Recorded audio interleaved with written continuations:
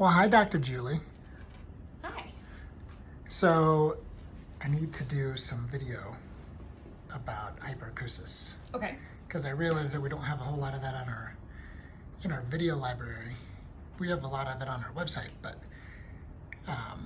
could you tell us why people have, how do people know that they have hyperacusis and what's going on there and how can we help? So people know they have hyperacusis because of a hypersensitivity to sound, which is just everyday occurrences like outside a landscape company using leaf blowers or weed whackers or lawnmowers. So if you have an extreme reaction to everyday sounds, you most likely have hyperacusis. And just like the name implies, hyper meaning hypersensitive to everyday sounds.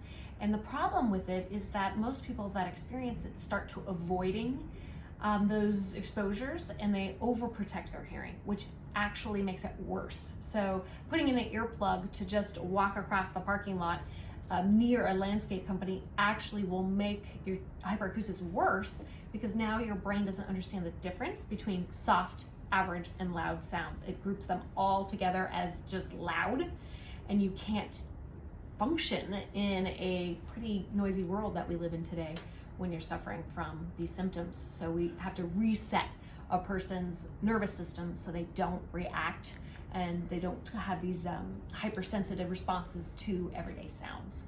It can be challenging, but we definitely can help reset that internal volume control that the nervous system has, for whatever reason, turned up, amped up everything. Okay. Yeah. So how long does that usually take? I mean, will somebody come in and be good to go tomorrow? No, unfortunately, when you're dealing with the brain and the nervous system, there's several layers and lots of different systems involved. The limbic system, for instance, is the part of the brain, the emotional center of the brain that causes us to feel anxious or a heightened sense of awareness. And so we have to calm the nervous system down before we can actually get the brain reset. So it does take time.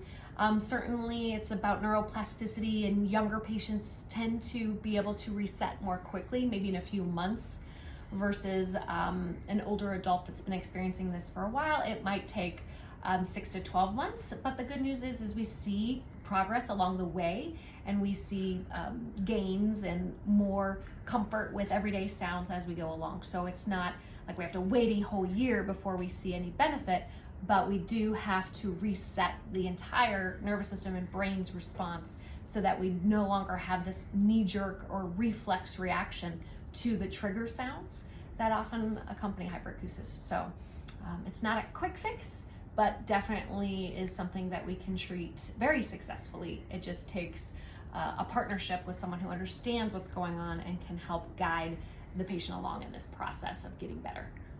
Okay. Yeah. And is it, so as far as who are the patients, is it older folks, younger folks, everybody? Oh wow, you can see young people, in their teens all the way up to, I have patients in their 90s who experience hyperacusis. So it has nothing really to do with age. You can have hyperacusis with normal hearing, you can have hyperacusis with severe hearing loss.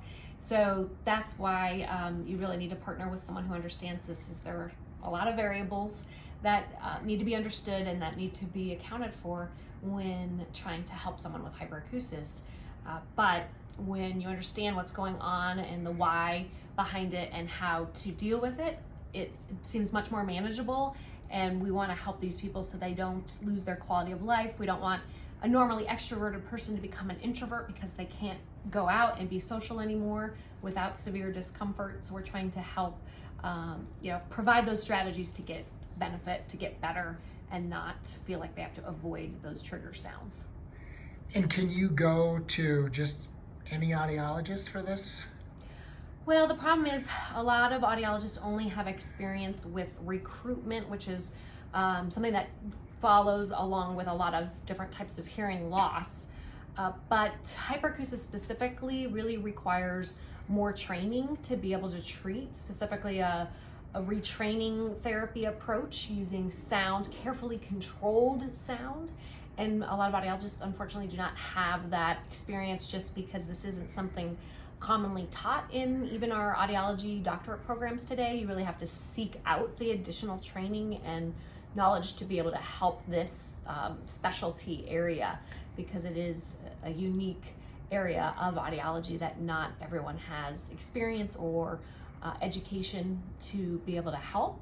So really you want to find out, do you treat hyperacusis without hearing loss, because you can't put a hearing aid on someone with hyperacusis and normal hearing. And if you do have hyperacusis and hearing loss, you really have to have a very safe and controlled signal to start off with, or the amplification of the hearing aid piece of it will be rejected right off the bat, just because of the discomfort that amplification can provide if given too soon or too quickly. Okay. Yeah. Lots of good info. Cool. Thanks, Dr. J. You're welcome.